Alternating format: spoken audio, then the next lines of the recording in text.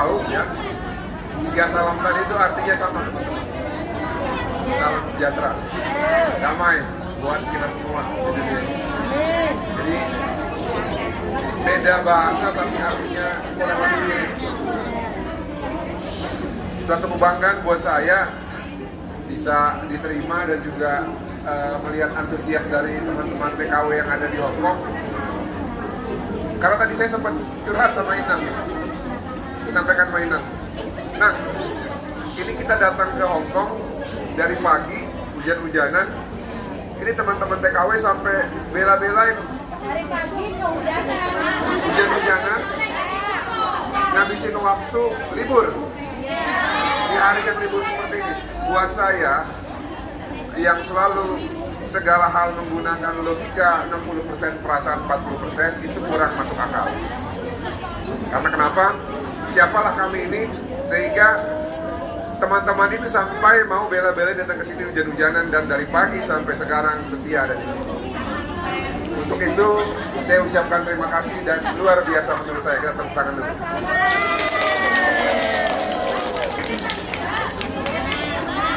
Tadi pembahasannya mengenai penipuan ya teman-teman ya.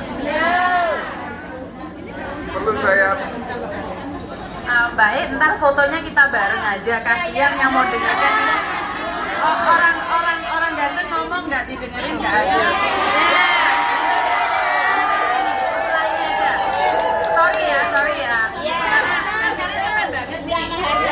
Ini mamanya pada cemburu nih. kita lanjut. Nah, mengenai penipuan ya, ataupun modus-modus yang dilakukan yang sedang marak sekarang ini, baik dilakukan oleh orang per orang maupun jaringan yang ada di dalam lapas. Tadi ini semua terkonek sama teman-teman yaitu melalui platform media sosial. Perlu saya tekankan teman-teman bahwa kita juga di sini bisa bertemu karena media sosial. Jadi media sosial itu ada negatif, ada positif, ada yang buruk, ada yang baik.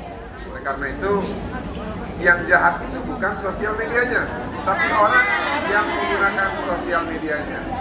Lalu kalau ada orang yang mengeksploitasi sosial media, kita sebagai pengguna sosial media harus bijak juga bermain sosial media. Jadi jangan lebih banyak menggunakan perasaan, tapi gunakanlah logika yang lebih banyak. Seperti contoh saya bilang tadi, kalau saya ini 60% logika, 40% perasaan. Karena kalau terlalu banyak logika juga nanti kita nggak berempati sama yang ada di sekitar kita. Oleh karena itu, seperti contoh tadi yang disampaikan oleh Inang, apakah kita bisa mendapatkan uang kalau harus mengeluarkan uang? Itu kan juga sudah tidak masuk akal. Nah makanya setiap hal ya harus dikontekstualisasi dengan logika. Karena teman-teman, perlu saya tekankan ya, penipu-penipu ini sekarang melakukan kombinasi teman-teman. Bukan hanya dengan modus tipuan, tapi juga mereka gabungkan dengan perasaan. Contoh ya kayak si Faruk itu. Manusia bengis ini mengkombinasi antara penipuan, modus penipuan dia dengan perasaan teman-teman. Dan dia mengkombinasi penipuan online dengan penipuan langsung. Makanya saya bilang modus, cara-cara itu berkembang teman-teman. Bagaimana supaya kita tidak kena penipuan ataupun modus tersebut, kita harus bijak. Lalu yang kedua, biasakan menanya kepada orang yang kita percayai terhadap hal-hal yang tidak kita mengerti teman-teman. Karena saya paham bahwa setiap manusia yang dilahirkan di dunia ini memiliki kelebihan yang berbeda-beda. Ada yang kelebihan rajin, ada yang kelebihannya pintar, ada yang kelebihannya mungkin suka menipu gitu ya, jago menipu. Nah, kalau kita tidak memahami sesuatu hal, jangan malu untuk bertanya, supaya kita tidak kena tipu. Kayak contoh nih, saya juga banyak dapat direct message gitu ya, telepon, yang sampai sekarang masih percaya bahwa yang nipu dia itu polisi teman-teman. Padahal saya bilang, kamu tonton nih link yang saya kirim. Enggak bang, itu polisi bang. Dia ada jenderal bintang 3 segala macam. Saya urut kan. Kamu dapat dari mana nomor jenderal bintang 3 ini? Dari dia. Semua dari dia. Tapi dia percaya bahwa itu bukan penipuan. Jadi intinya gini lah teman-teman, kalau kita belum pernah ketemu orang, ya, bukan jangan terlalu percaya, jangan langsung percaya. Dan lebih baik kita sudah punya stigma negatif duluan. Apa yang kamu sampaikan itu tidak benar sampai bisa dibuktikan.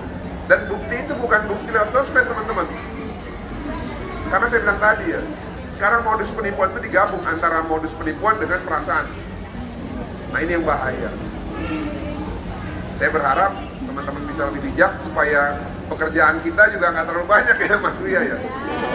Karena terus terang deh, yang mau ya untuk berpartisipasi seperti ini kan kita nggak tahu ke depan apakah ada yang terpanggil seperti influencer-influencer yang lain gitu ya, YouTuber-YouTuber lain yang mau mengikuti jejak Mas Uya, meninggalkan penghasilannya yang besar gitu ya dalam mempublikasikan konten-konten yang mungkin tadinya fun gitu ya, lalu ke konten-konten serius begini yang implikasinya itu justru mengurangi pendapatan dia sebagai artis gitu loh. Dan kembali lagi saya gratis. Mas Uya ini artis dari tahun 2002. Saya kenal beliau ini, bukan kenal, saya mengetahui beliau ini dulu waktu masih SMA nonton pentas seni. Bandnya namanya Tofu. Masih. Nah, makanya saya bilang, dari sekian banyak artis yang bisa bertahan menyesuaikan dengan zaman, selain Deddy Corbuzier, menurut saya Mas Uya ini adalah salah satu contohnya yang bisa terus eksis gitu ya. Oleh karena itu teman-teman, saya bilang tadi, bentengi diri kalian, jangan mudah dibujuk rayu, supaya pekerjaan kita juga jangan terlalu berat gitu. Walaupun kita siap teman-teman, karena mungkin teman-teman melihatnya saya doang, ya. Tapi teman-teman percaya, sebenarnya banyak orang yang baik. Tapi mereka mungkin tidak terekspos. Saya juga punya tim teman-teman, kebetulan ada sekitar 20-an lah. Kami juga terbiasa menangani kasus-kasus yang sifatnya membela orang yang sudah tidak ada harapan lagi, padahal dia tidak bersalah. Kadang-kadang orang bertanya kan, ini pengacara Sekaliber Kamarudin Simanjuntak, saya gitu ya, yang sudah berkecimpung di kasus besar gitu ya, kok mau sih nanganin kasus yang gak ada duitnya? Orang banyak berpikir, ini orang mau pansos aja kali. Kalau mau pansos sih nggak akan nanganin kasus yang seperti ini teman-teman, ke hal yang lain gitu. Banyak yang bertanya dan banyak yang menjudge seperti itu kepada saya, tapi saya bilang nggak peduli. Karena gini, di dalam ajaran saya diajarkan untuk kita saling mengasihi antara sesama manusia seperti saya mengasihi diri saya sendiri. Dan itu hukum yang sama seperti saya mengasihi Tuhan saya. Itu yang pertama. Lalu yang kedua, ada juga perintah Tuhan saya yang mengatakan begini, ketika kita membantu orang susah, itu sama saja kita mempiutangi Tuhan. Makanya saya juga mengimbau teman-teman, jangan menutup diri juga ketika ada orang yang susah antara sesama TKW ini. Lebih baik kalian membantu sesama kalian daripada ngebantu orang-orang model kayak si Faruk gitu kan. Betul kan? Misalkan ada teman TKW yang lagi sakit, bantu.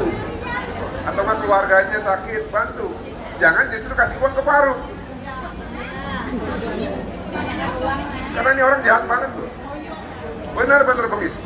Makanya dia itu layak mendapatkan balasan seperti yang akan dia rasakan nanti. Dan karena saya lihat orang ini jahat sekali, makanya saya juga terpanggil ketika dipanggil oleh Mas Uya, mau nggak nanganin secara pro bono pro deo? Saya bilang, jangankan pro bono pro deo, saya yang danain kasus ini kalau memang dibutuhkan. Karena kalau dibilang pro bono pro deo itu sebenarnya hanya tidak menerima bayaran. Tidak menerima bayaran. Tapi, jujur aja teman-teman ya, kayak saya ngirim staf saya untuk bikin laporan di Polda segala macam, ya itu butuh biaya, tapi nggak apa-apa. Saya percaya bahwa Tuhan sudah ngasih berkat kepada saya di dalam hal-hal yang lain, dan itu memang sudah saya terima teman-teman. Makanya dalam beberapa hal saya akan bantu orang-orang yang tidak bisa membantu dirinya sendiri. Saya pikir itu dari saya.